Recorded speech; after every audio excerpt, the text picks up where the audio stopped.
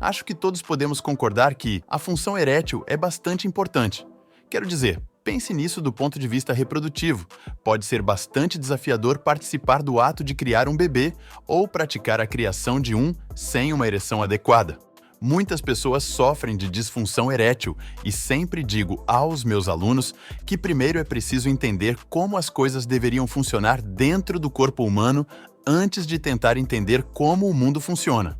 No vídeo de hoje, vamos ver algumas das estruturas anatômicas, bem como a fisiologia envolvida na criação de uma ereção. Você poderá explicar ao seu cônjuge, parceiro ou amigo especial o que está acontecendo nas regiões inferiores quando decidirem participar de certas atividades. Estou supondo que a maioria de nós tem uma ideia geral do que é uma ereção masculina, mas só para garantir e deixar claro, uma ereção masculina é definida como o aumento e o endurecimento do pênis.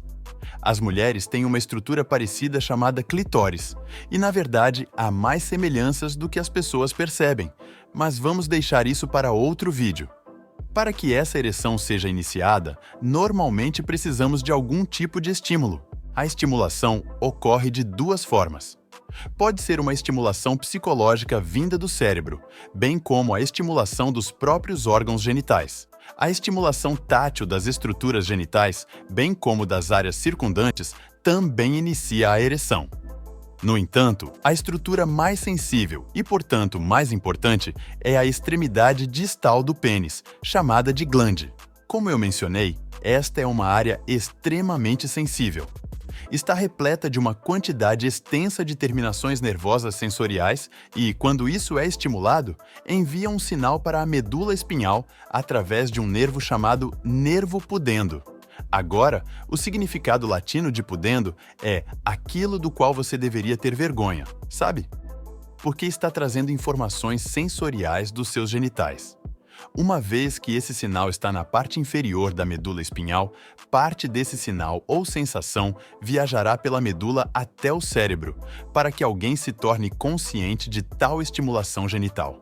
A função erétil é primariamente proveniente de reflexos específicos incorporados na porção sacral da medula espinhal, ou seja, a parte inferior da medula. Isso significa que, tecnicamente, você não precisa daquele sinal ou sensação das glândulas ou outros órgãos genitais para ter uma ereção. Em teoria, alguém que tenha uma lesão na medula espinhal ainda poderia ter uma ereção a partir da estimulação das glândulas. Eles apenas podem não estar cientes do sentimento ou da sensação. A chave é essa ativação reflexiva de certas fibras nervosas ou neurônios dentro dessa medula espinhal sacral, e essas fibras pertencem a uma parte do sistema nervoso conhecido como parasimpático. Você pode já ter ouvido falar do sistema nervoso parasimpático. Ele faz parte das funções autônomas do seu sistema nervoso, que controla coisas automaticamente, quase por reflexo em alguns casos. É apelidado de sistema de repouso e digestão, porque frequentemente está ativo em um estado de repouso ou relaxamento. Vai controlar o músculo do seu trato digestivo para mover a comida ao longo dele e, claro, vai controlar o tecido erétil dentro do pênis. Existem 3 massas cilíndricas de tecido erétil e vamos dar uma olhada nelas ao observar uma secção transversal através do pênis. Então, aqui estão essas 3 massas cilíndricas de tecido erétil. 1, 2 e 3. Sim, eu entendo que se assemelha a um alienígena, mas seguindo em frente com a anatomia. A primeira massa de tecido erétil é chamada de corpo esponjoso, e a uretra esponjosa, que está bem na ponta do pênis, passa por lá. Um dos principais trabalhos do corpo esponjoso é manter a uretra aberta para que o fluido seminal possa sair do corpo. Essas outras 2 massas de tecido erétil são os corpos cavernosos. Também temos esses pequenos feixes de tecido que são revestidos com células epiteliais, bem como células musculares lisas. Dentro de cada corpo cavernoso também há uma artéria profunda do pênis, que é um suprimento sanguíneo importante.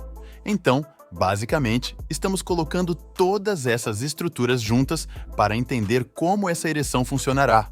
Vamos falar sobre 2 cenários potenciais para iniciar esse processo. Um desses cenários pode ser a estimulação psicológica, como visual, auditiva e a imaginação. Começando no cérebro, esse sinal seria enviado pela medula espinhal até a região sacral da medula, especificamente nos segmentos sacrais S2, S3 e S4, e é aí que ativaria esses neurônios parasimpáticos. Esse poderia ser potencialmente o único estímulo. A maioria dos homens tem uma boa ideia de que uma ereção pode ocorrer sem qualquer estimulação tátil das glândulas ou outras estruturas genitais, podendo ocorrer somente com pensamentos. Mas também pode ser da estimulação dessas glândulas, e isso viria através do nervo pudendo que falamos anteriormente. Esse nervo pudendo iria para a medula espinhal nos níveis S2, S3 e S4 e também ativaria esses neurônios parasimpáticos.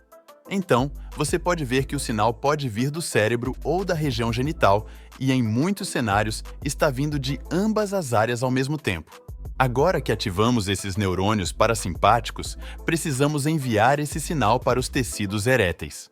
Os neurônios enviam seu sinal para fora da medula espinhal e enviam seus axônios ou extensões de si mesmos para esses nervos espinhais que saem diretamente da medula espinhal.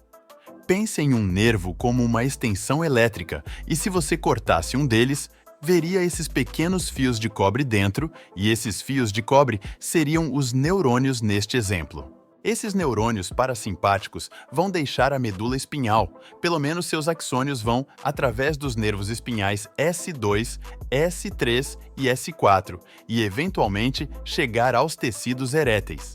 Agora descobrimos o caminho pelo qual esses neurônios parasimpáticos chegam aos tecidos eréteis. Uma vez que são ativados ou liberam seus neurotransmissores, eles fazem com que o óxido nítrico seja liberado nos tecidos e o óxido nítrico é um poderoso vasodilatador. E lembre-se de que dentro dos corpos cavernosos estão as artérias profundas do pênis. E esse óxido nítrico vai fazer com que essas artérias profundas se vasodilatem ou se abram, trazendo mais sangue para esses tecidos. Além disso, o óxido nítrico também faz com que o músculo liso nesse tecido relaxe, tornando esses pequenos espaços ainda maiores, o que novamente permite uma expansão maior. No entanto, o aumento e a expansão só podem ir até certo ponto, pois existem faixas de tecido conjuntivo branco que cercam os corpos cavernosos e, eventualmente, limitarão a quantidade de sangue e expansão que pode ocorrer. Também existem algumas pequenas veias na parte superior ou dorsal do pênis. À medida que o tecido erétil se expande, essas veias começarão a ser comprimidas, o que limitará a quantidade de sangue que pode sair do pênis, o que na verdade ajuda a manter a ereção. E essa ereção será mantida até o clímax ou até que o estímulo cesse ou termine. Bom, independentemente de como termina, essa foi a explicação anatômica e fisiológica de como alguém pode alcançar uma ereção adequada. Obrigado por assistir. Espero que tenham aprendido coisas interessantes sobre essas estruturas reprodutivas. E se você puder, deixe o like, inscreva-se e nos diga nos comentários o que gostaria de ver no futuro e o que achou do vídeo. Nos vemos na próxima vez.